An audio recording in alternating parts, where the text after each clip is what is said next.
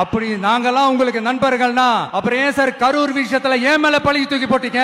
உங்களுக்கு மனசாட்சின்னு ஒண்ணு இருந்தா அப்படி பேசிருப்பீங்களா?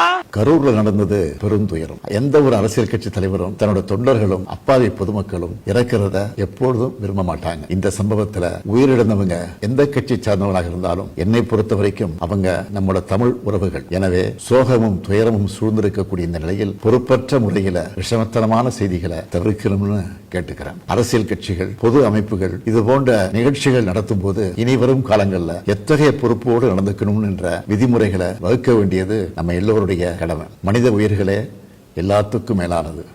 மானுட பற்றே அனைவருக்கும் வேண்டியது.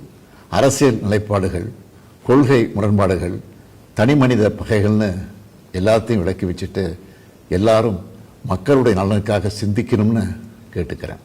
தமிழ்நாடு எப்பவுமே நாட்டுக்கு பல வகைகளில் முன்னோடியாகத்தான் இருந்திருக்கு.